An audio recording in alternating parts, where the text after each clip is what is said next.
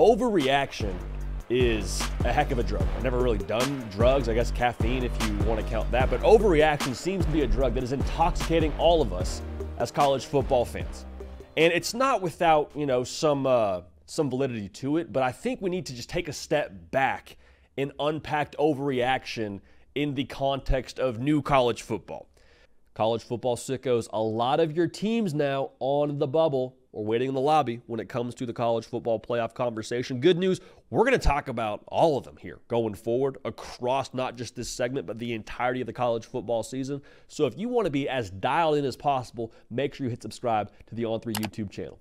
We live in a world of extremes, just college football or otherwise. We always talk about it's the greatest of all time, or that sucks, or it's amazing, or it's no good at all. And we find ourselves doing that week in and week out in college football. And I don't think it's with bad intentions, but it's just we are, passionate fans. That's a big part of this. We'll talk about that in a second. But like Alabama, they beat Georgia. We're all like, they're the best team in college football. They're winning the national championship. They lose to Vanderbilt, and we're all like, they miss Nick Saban, don't they? Yep, this is not the Alabama that they told us Alabama was going to be when Nick Saban left. Like, all right, they are slowly but surely imploding in Tuscaloosa. People were saying that. Same thing about Tennessee. They say, oh, man, Tennessee, they're a college football playoff team. I said that. I still believe that. Lost to Arkansas? Are you kidding me? Like, what is this offense? A couple weeks ago, we're saying Nico Iamaleava is in the Heisman Trophy race. And now we're saying, I don't know if he's the guy, man. I don't know. I don't know if he's got the juice. You see how quickly these narratives change? There's a couple of Mentos to add to this Coke, all right? Mento number one. We have a very small sample size when it comes to making our opinions on these college football teams because we are blessed and lucky and fortunate to talk about this sport all year round. There's only a guaranteed set of 12 data points. And so every single week, you factor in a new data point. Right now, we're going into week 7 of the college football season. So we have roughly 6 data points to work with. So each data point you add is going to wildly swing your opinion on that data set. Also, with some of these big boys in college football, Alabama specifically, on paper, there's like 2 to 3 games that really should test these superpowers. So one, if they lose one of those games, that's more data. We have another opinion on them from that data point. But if they were to lose a game outside of that set of 2 to 3 data points, I don't know, lose to a Vanderbilt, a team that nobody in their wildest expectations or dreams thought they could lose to, again, swings the data set all over the place. So you have that point of it in the sense that what I'm trying to say here is as you add data points, it wildly impacts your opinion, right? And we only have so many data points to work with there. I think we've said the word data points enough on this show already. The other part of this, as I already mentioned, we are just passionate people as college football fans, man. Like this stuff matters to us. And nobody's apologizing for that. We live and die with how our teams do on Saturdays in the fall. You only get guaranteed 12, but we are going to be obsessive. We are going to be passionate. We are going to be operating at an 11 out of 10 every single Saturday. Make no apologies for it. However, studies have proven that obsessive passion can impair your critical thinking. Doesn't mean that you're stupid, doesn't mean that you're wrong about what you're thinking, doesn't mean that what we are seeing isn't real, but it does, again, impair our ability to think critically when we are obsessive in a passionate sense. And that's, again, what makes college football so great. So you don't apologize for that, but it's something you have to factor in when we're trying to get an accurate gauge for where these teams are in the college football landscape, whether it be Georgia last week losing to Bama, whether it be Bama this week losing to Vandy, Tennessee this week losing to Arkansas. Go up and down the line here. Oregon in the first couple of weeks of the season, playing close with Idaho, playing close with Boise State. Ole Miss losing to Kentucky. Like, it's already the most volatile sport in the world, but it gets even more volatile in the new landscape of college football because what I just said, it's 18 to 22-year-olds every single Saturday. Most of them going to class or supposed to be going to class.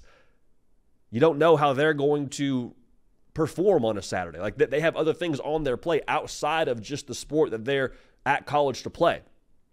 That's going to impact performance. It's not the NFL. It's not every single week you're dialed in 12 hours a day to your sport. You would hope that they're spending a lot of their time dialed into their sport if you're a fan of the team, but like we understand now, there's more variables involved here.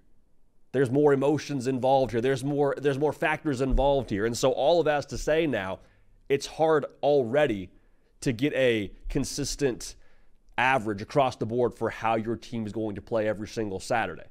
But in the new era of college football, with the transfer portal, I think the logos and how we view them outside of the big boys is impactful. Like Alabama loses to Vandy. Does that mean Alabama sucks? I don't think so. I think it's also worth noting Vanderbilt, if they don't go get that quarterback in Diego Pavia from the portal, that game is definitely very different. Don't think that's a stretch to say. Vanderbilt went out and got 20 transfers. They're a different team from last year. Tennessee to lose to Arkansas. Is Tennessee fraudulent? I don't really feel that way right now. I mean, we could see over the course of these next few weeks, both these teams could be fraudulent, and we'll have a conversation about it. But Arkansas also went to the portal and got themselves 20 transfers.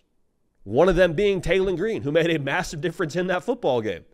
And so what I'm trying to say here is we can no longer, I think, have the same view of logos year in and year out. Because the turnover via the portal with these teams, they're all changing and evolving, especially if they don't get the results they wanted the year before. They're taking, initiative and going and adding more talent to their team and changing the makeup of their roster and ultimately changing their outlook on their season compared to the year before. Like Arkansas was 4-8 last year. Didn't look like a 4-8 football team to me out there against Tennessee. And I'll say this too, our overreaction, it's a little bit more toxic for us as college football fans because it used to be very, very valid how we would view the sport. In the BCS model, you lose one game, hey, I don't know if you're going to be around anymore for the national championship race. And that's a whole other discussion we could dive into in terms of what was beautiful about that era in the sport. But in terms of the national championship picture, you lose one game in the BCS era, I don't know. Maybe you'll get in, maybe you won't, but you're definitely playing with fire there. In the 4-team model, lose one game, maybe you still have a chance. If you have some style points and if you play in the Big Ten or the SEC, you should feel good about your chances to be in the discussion if you win the conference. But if you lose 2 games, you're out. No two-loss team ever made the college football playoff in the 4-team model. I firmly believe that would have eventually happened, but neither here nor there. Now in the 12-team model, you can lose 2 games. I think it'll be a little bit of a logjam at the end of this thing when it comes to 10-2 teams.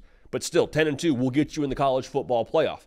But again, us as college football fans, we are creatures of habit, creatures of tradition, creatures of passion, that's for darn sure. And so we see a team lose a football game, and we say, oh, we just write them off. We say, oh, that's it. Especially, again, if it doesn't fit into those 2 to 3 teams that we thought they maybe should or could lose to. If it's outside of that framework, then forget it. Then they're fraudulent, right? So what's the point of all this? The point of this whole thing is a loss to an inferior logo, again, may not mean what it used to mean. Vanderbilt's getting better every year. If they go to the portal and get themselves 22 transfers. Arkansas gets 20 transfers. They're a different team than the 4-8 outfit they were a season ago. That's the new college football. You can no longer look at a logo from one year to the next and expect the same result based on the team from the year before. The other thing I think is worth noting here with the point of this whole overreaction discussion in the new college football, there is more margin for error than ever before. We said that already. You can lose 2 games and still feel pretty good about your chances to make the college football playoff. Now for Alabama, a loss coupled with that loss to Vandy, your resume starts to have some questions. But the bottom line here is if Alabama wins the SEC, obviously they're in the college football playoff and they're in there with a bye. And that's still on the table for Alabama. Tennessee, same deal. You go run the table. You go beat Bama and Georgia. I don't care who else you lose to. You're in the college football playoff. All right? That's how this thing is going to work. So I think when we talk about what's wrong with these teams, that's a totally fair discussion to have. Like, it is not an overreaction to say, hey, Alabama's defense, they got problems. Hey, Tennessee offensively, Nico Iamaleava, got to cut it loose, baby. Got to cut it loose. We have to find some more firepower offensively. Those aren't overreactions. Georgia, we got to figure it out and start quicker. Those aren't overreactions. But to say that, oh, man, Tennessee, they're fraudulent. Bama, they're fraudulent. We don't know that at this point in the year. We don't. I wish we did. I wish we had, without a shadow of a doubt, information internally as to what these teams are going to be. But we don't know. There's no absolutes. If we did know, we'd go put all of our paycheck on these different teams to have a certain outcome that we already know is going to happen, and we'd be rich. We'd retire on an island. It'd be great. However, that's the beautiful part about this sport. It's volatile. It's wild. Bama could lose to Vandy like they just did and then go win the whole freaking thing. That's on the table here. There is more margin for error, and there's also, I think, more with that margin for error, more time now to correct these mistakes and then go on a run and have the season you want to have. So, in the spirit of overreactions, let's let things bake a little bit. All right? In the conversation around the greatest this, the worst that, let's understand now, week to week, 1 week no longer defines your season. It used to, and we love that about college football, but in the new era, no longer defines your season. The transfer portal changes the way that we view logos now year in and year out. Vandy's not old Vandy. Arkansas is no old Arkansas. They've added double-digit players to their roster, added new quarterbacks, and that changes the entire complexion of what they're going to be going forward. And until further notice now, that's going to impact, I think, some of these other logos across college football as well. All right. Hey, so if you're in Nashville and you love Whataburger, you're in luck, okay? Because this Sunday, October 13th, Colts, Titans, we will be doing some content from the Whataburger food truck. A little touchdown tour the folks at Whataburger are doing. Last week, they were in Athens, Georgia for Georgia-Auburn, and it's a good time, man. So make sure you pull up. Get your easiest win you're going to get all season long. They're going to be serving up hot and fresh Whataburger for you and the crew. Make sure to take an important detour on your way into the stadium. Remember now, your local Whataburger, always ready to feed the team, made to order, 100% fresh food, served hot 24/7. Again, the easiest dub you're going to get all season. So come say what's up. Josh Newberg will be there. I will be there. Whataburger will be there, which is the most important part of this whole operation. And it's going to be a good time, man. I know the folks out there that have moved to Nashville from Texas, there's a lot of y'all. Shouts to y'all.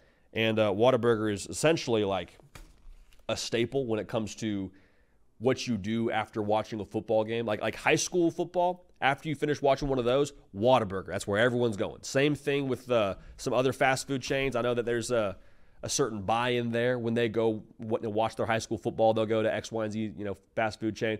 In Texas, though, there's only one answer. There is no divide. It is Whataburger, all right? And I think that's kind of the move right now in Nashville as well. So let's have a good time. Come have a good time on Sunday for the Whataburger touchdown tour.